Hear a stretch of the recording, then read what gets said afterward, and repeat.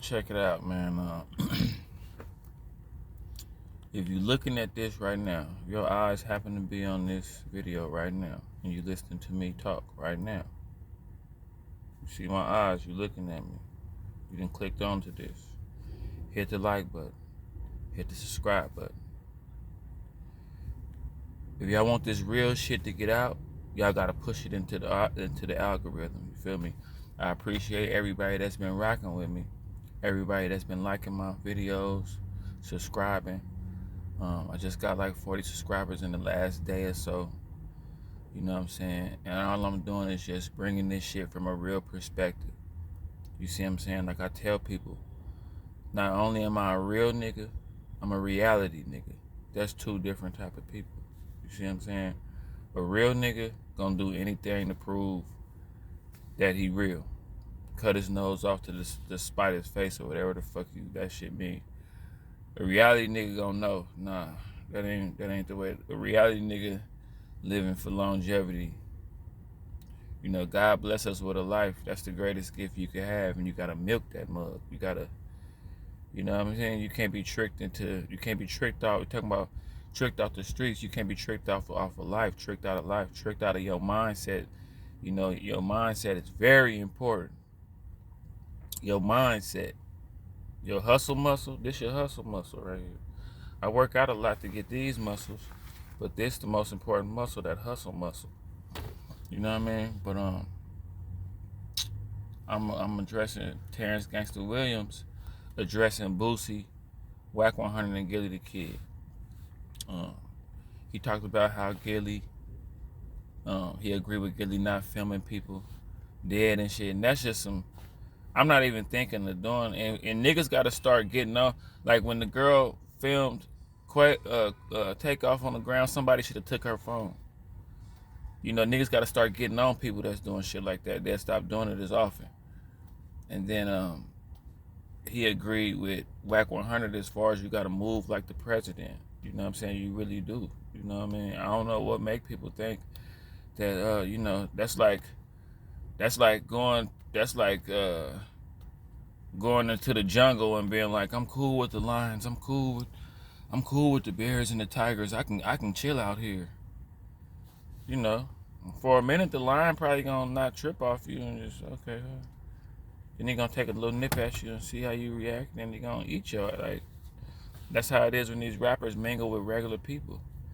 You know what I'm saying? So I'm gonna get to where he addressed Boosie, because that's who he really targeted.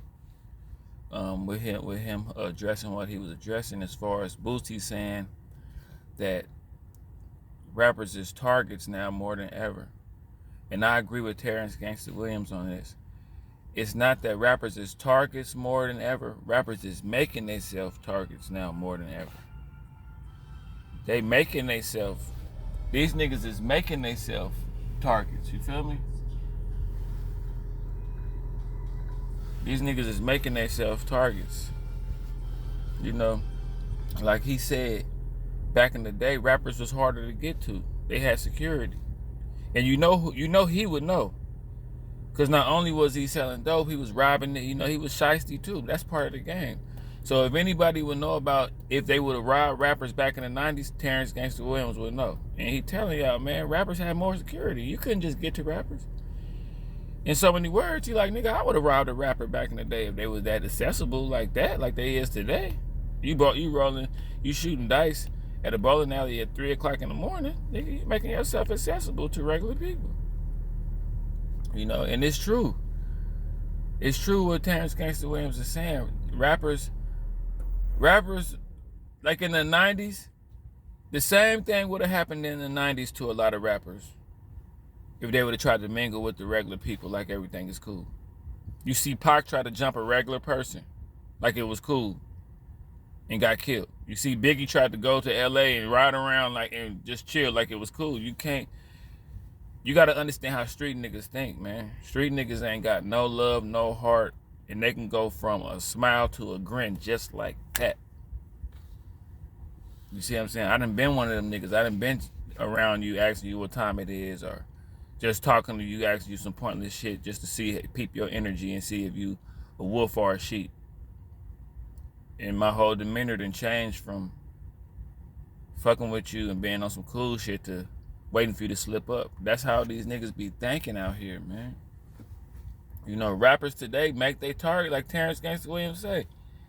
They make they self targets. It's not that rapping is the most dangerous job right now.